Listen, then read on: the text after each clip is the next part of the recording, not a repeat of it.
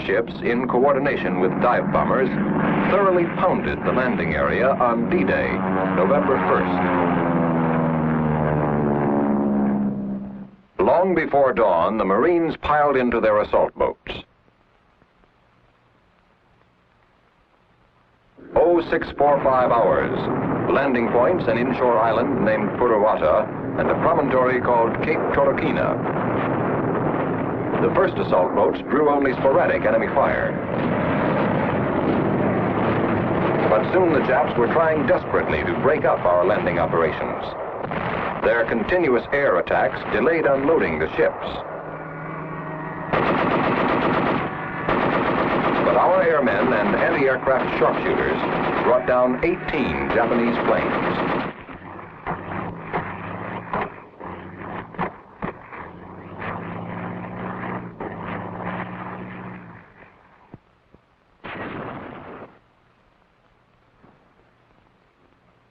On the beachhead, patrols quickly established outposts.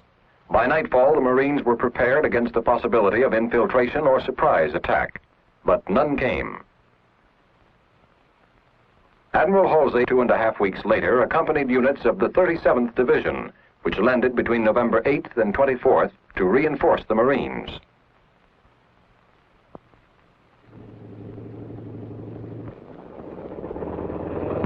The Jap Air Force, a few days later, made a major strike against our beachhead and succeeded in firing several of our gasoline and oil dumps. Until these losses were replaced, our troops carried on only limited operations towards extending our perimeter.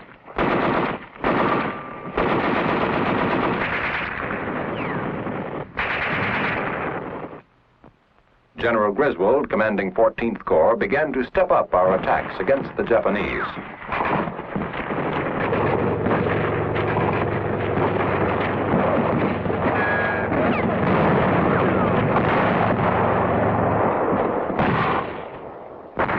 Casualties mounted sharply as we beat down suicidal attempts to infiltrate our lines.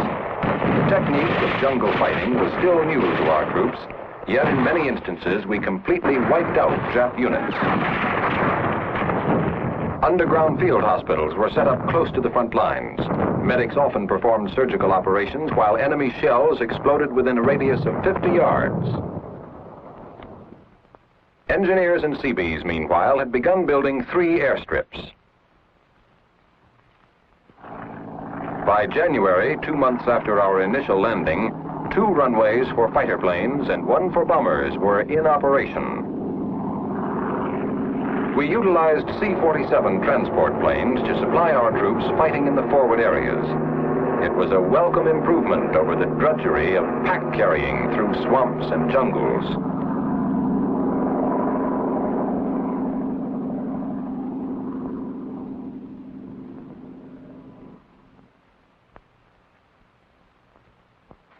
Our troops were fighting one of Japan's toughest outfits, the notorious 6th Division, commanded by the fanatical General Kanda, who had participated in the rape of Nanking.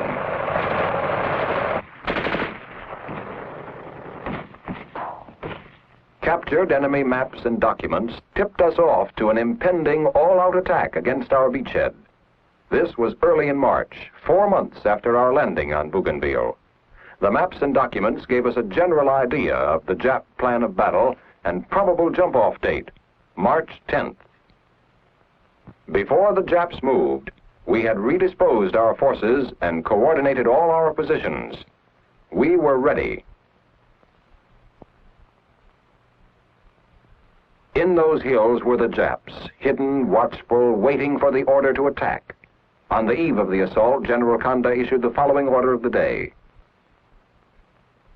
The Imperial Japanese Army 6th Division, order of the day. To avenge our mortification since Guadalcanal will be our duty true and supreme. Strike, strike, and strike again until our enemy is humbled forevermore. Brighten with the blood of the American devils the color of the renowned insignia on our arms. The cry of our victory at Torokina Bay shall resound to the shores of our beloved Nippon. We are invincible. No foe can equal our might. To attain our aims, we must always attack, and our enemy we must smite.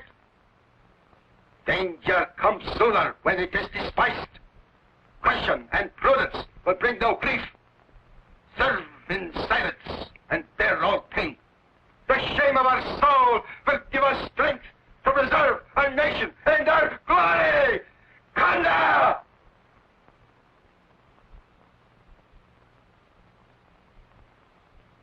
With cool precision, our artillery met the first shock of the enemy's onslaught. Fanatically, the Japanese soldier attacked and attacked.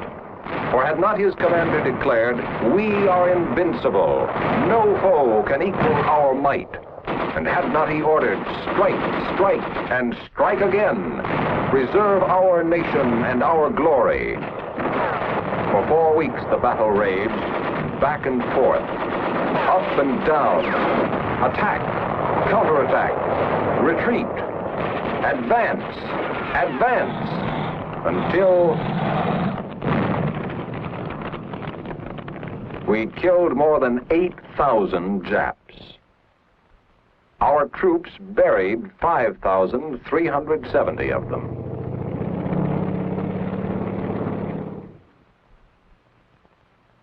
Those who had fled back into the hills could easily be kept immobilized.